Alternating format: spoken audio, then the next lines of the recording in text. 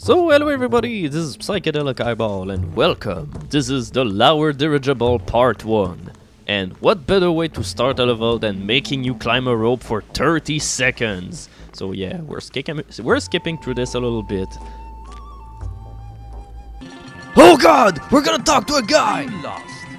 The passenger compartments are above you. Oh my god, that was so traumatizing. So yeah, we didn't really need all of this epic music for such a mundane moment. Seriously, what the hell? And finally, how the hell could I be lost? There's only one path leading through here, so color me confused. And yeah, we've got a brand new enemy. Those are half mummified dude wearing shorts and who yawn at you because I'm almost falling to my death because he was so impressing me. And now we're gonna fight him mano a mano, and he hurts me telepathically like every other guard out there. And finally he yawns while he's having his back turned away from me. Seriously, are you trying to imply that I suck at fighting? Here, let me jump on you, you piece of shit. So basically the lower dirigible, well, like I've previously mentioned before, this is really where the game starts to go to hell, but actually this level is not that awful compared to the other dirigible levels because, well, it's actually pretty short and the obstacles are not really too stupid yet, but Jesus Christ, talk about a really ugly dirigible. You're going to see that the architecture is totally ugly, and yeah, there are some arrows on that ledge here. We're gonna need to get to them. I'm honestly not kidding that when I'm telling to you that, well, the dirigible is pretty much an open celebration to jumping puzzles. Whereas most games out there openly try to avoid jumping puzzle as much as possible, the designers here just openly admit their inner and outer love for this absolutely abominable gaming concept. And yeah, we've got some conveyor belts, and why am I not jumping through here, you might ask? Yeah, you see, even if I drop regularly here, I almost die by falling down the platform into my death. So let's see if those arrows were worth it. No, some more regular arrows, like we needed some more of them. I have 18 arrows by now, and I don't need any more additional one because honestly arrows are pretty much worthless because after some time fighting is really not too hard at all because you eventually learn how to anticipate the enemy's pattern, and the bow just makes the game even more tedious because of how long it takes in order to finally shoot a guy. And finally, why the hell can I climb that ledge? I want to know. And might be a good time to also see the chain texture. Yeah, just look at that. It's a black square which is openly seeable, in which you can see the chain, which are evilly pixelated. And we've got also a new baddie, which is an even fatter kind of mummy guy that we've encountered earlier, that evaporates into a puff of cloud which spreads everywhere. What is this bullshit? Do you know what you have done? You have killed one of the Alcazin brothers. When you kill one, the rest grow stronger. Beware. Oh no, I've killed somebody who belongs into a family of vampiric people who steal somebody's soul magically upon their death, even if there's no way to tell whether this guy is dead or not. So yeah, welcome to these guys. As this guy has just said, those guys, the fat mummy guys, are all connected together. Basically, every time that you kill one of those guys, all of the other people alike that you'll meet in this level gain 2 extra health. But like I've said earlier, the fighting in this game really gets easy after a while, and there's absolutely no difference to those guys combat-wise or anybody else that we've even met into this game. So seriously, who cares? Even if those guys have 8 health or something eventually, those guys still remain complete pusses. And finally, half of them can be easily avoided, so who cares about those guys? Nobody. So yeah, I suppose that the 30-second climb at the beginning of the level was pretty symbolic because we're basically spending the entire level climbing up rope. And oh god, no! Jeez! Yeah, this is not the kind of thing that you do when you're standing close to a ledge. So let's take the other ledge instead. It seems a lot more safer. So basically, well, this level is... Well, if we compare it to the other level that we've just played, this level is actually a bit better because it's a lot more straightforward and it's definitely not too big on asshole-ish obstacles, all of this. But on the other hand, well, it's pretty much has the same problem that plagued level 7. It's really just a boring level. There's nothing really too much interesting going for that level. It's basically just an introduction of the horrible things that are going to happen, as well than the major boredom that this section of the game really is. Actually, now that I think of it, I'm going to say finally that the previous level was better. Yeah, the previous level was a complete bitch difficulty-wise because there was so many of those fuck you traps everywhere, but at least the level was pretty lively. Honestly, the dirigible levels they're really not interesting or exciting at all. It's basically just a bunch of jumping puzzles everywhere. And yeah, those guys have a brand new death animation. And a brand new type of evaporating away in the air. Basically, you don't even need to fight these guys. You can see the platform is big enough so that you can avoid them without any kind of difficulty whatever. But might as well fight them all in order to see what killing all of those guys lead to. It leads to the same exact thing that killing nobody does. So yeah, talk about a great implementation of a game mechanic. But yeah, you're going to see later what this little subplot boils down to. And you're gonna learn as well how we can easily bypass it without any kind of problem whatsoever. So everybody will be a winner.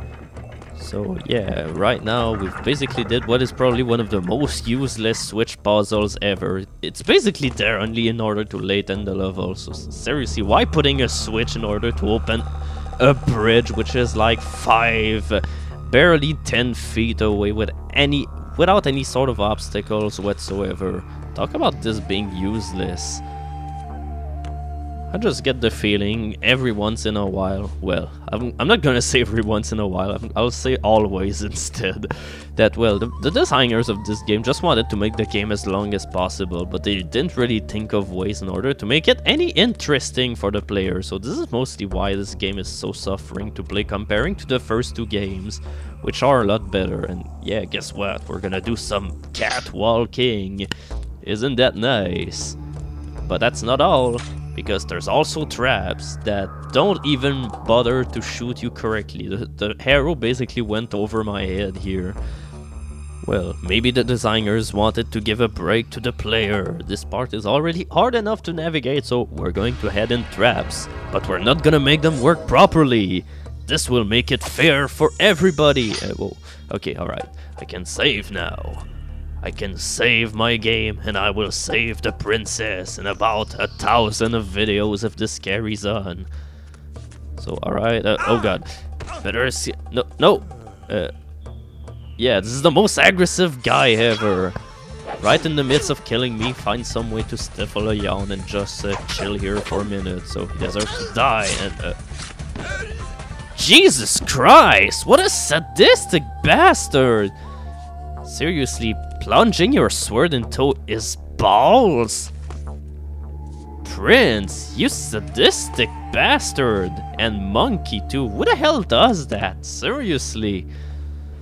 So we're climbing up here, and right now, what am I doing? I'm supposed to get on the platform which is ahead of me, and I can save. You know what happens when you can save? It means that we're standing on a moving platform. And guess what the moving platform isn't doing? Moving!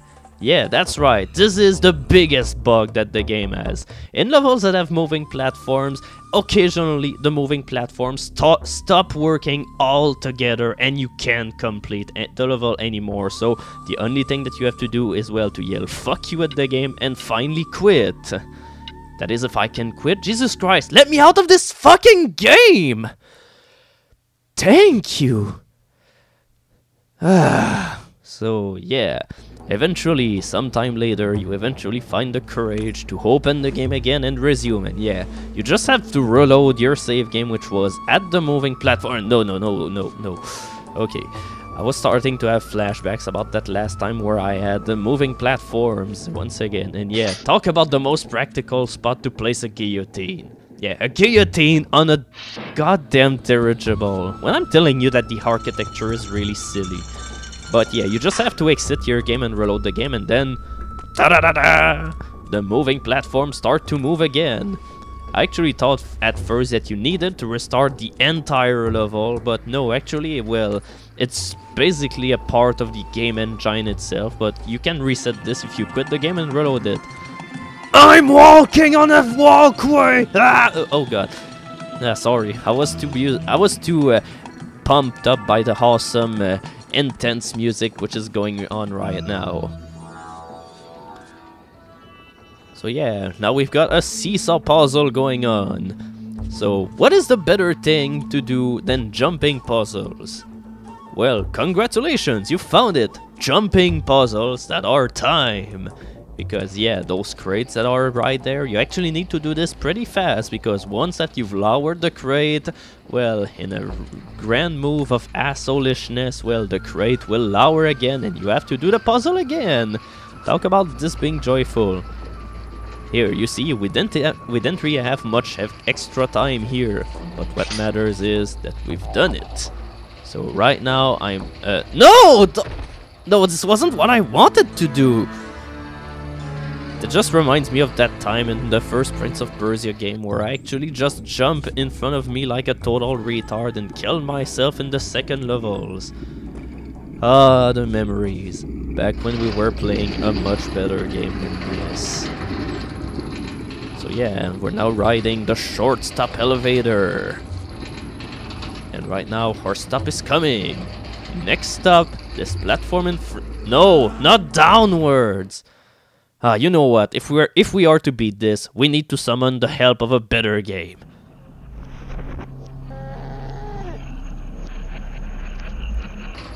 This is much better. Actually, I think that I should go play Sands of Time right after finishing off this video. And yeah, you need to jump off because otherwise you die.